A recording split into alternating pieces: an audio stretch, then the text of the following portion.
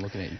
As the FBI looks further into last Sunday's shooting in Orlando, the Council of American Islamic Relations invited agents into the mosque where the shooter worshipped in South Florida, and the idea was to show the Muslim community is also mourning as well and wants to help those who were affected by that shooting. And joining us this morning to talk more about that, Hassan Shibly, Tampa CAIR Director. Thanks so much for being with us. Thanks for having us. I didn't mean to cut you off. We were going live at the moment.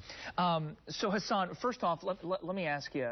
A lot of anger seems to come with a shooting like this because early on, and I don't think anything is even clear now, early on it seemed like it was a terror attack and he had ties to ISIS or believed in the Quran.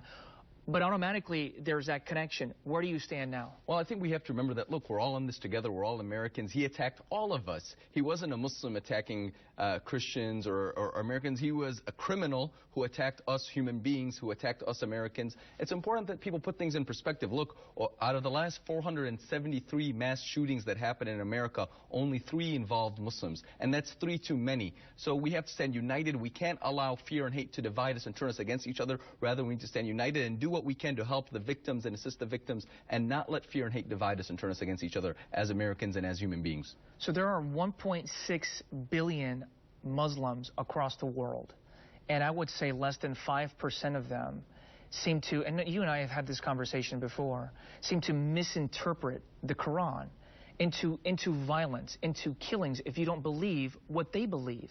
And that's what seems to be happening not only here domestically, but internationally as well. Why is there a misinterpretation of the Quran? Well, it's actually less than 1%, and it's all connected to warfare. It's connected to politics. It's connected to land. Let's not forget that as America, we've actually bombed many Muslim-majority countries over the last few years, and we've actually killed hundreds of thousands of civilians, and that's created an environment that's fertile for violence and extremism. Now, terrorism is never justified, but these terrorists, ISIS, they're not about establishing a kingdom of heaven. They're about establishing a kingdom of earth. They want power, they want land, and they will kill anyone who gets in their way, and they will twist religion, they will twist politics to justify their ends. But ultimately, they're about gaining more power. They're not about religion or God. So they're not about the Quran. They're about, like you say, money, power, and land. Right. ISIS is making millions of dollars every single day in oil sales. The Quran clearly forbids killing civilians. It clearly forbids harming innocent human life, and that's all they do. They don't represent us. If you want to know who represents Islam, look at America's greatest champion. Look at the greatest. Look at Muhammad Ali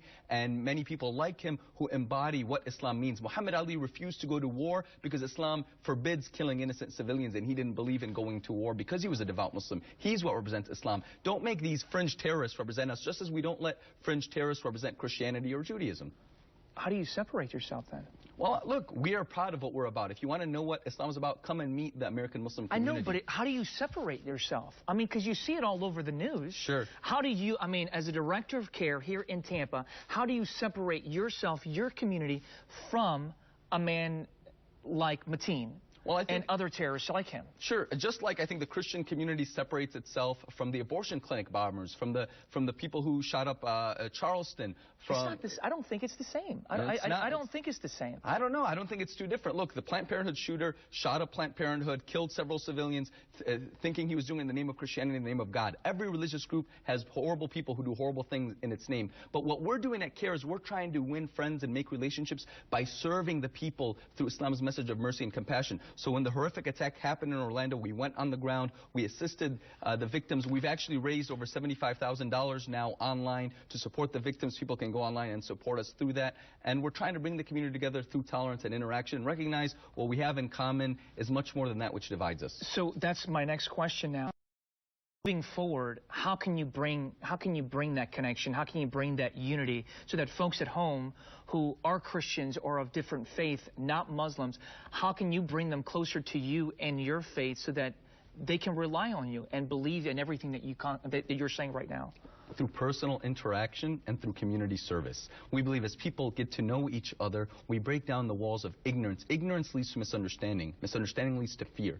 Fear leads to hate. And hate ultimately leads to violence and discrimination and abuse. So we can overcome that just by getting to know each other and recognizing that we're all the creation of God and our humanity unites us. So I invite your viewers, go to our website, CAIR-Florida.org, and get information about our interfaith dinner that we're having on this Tuesday. We're inviting LGBTQ leaders, Christian leaders, atheist leaders, Muslim leaders, Jewish leaders to come together and break bread together and find ways of working together for a better society where children of all people, regardless of race or religion, can grow proud of who they are. Have you heard from the LGBT community at all, or no? Oh, absolutely. Have. From the first morning that we heard about these horrific attacks, we invited their leadership to our CAIR office in Orlando. We had a joint press conference together condemning the violence and saying that we will not let hate divide us, and we stand united as Christians, Muslims, regardless of our sexual orientation, as atheists, as Jews, standing united against violence, against terrorism, regardless of who perpetrates it or who the victims are. Hassan, it's great to see you. Hey, thanks for having us. My friend. Thanks so much for your time. I really appreciate it. Thank you. We'll be right back.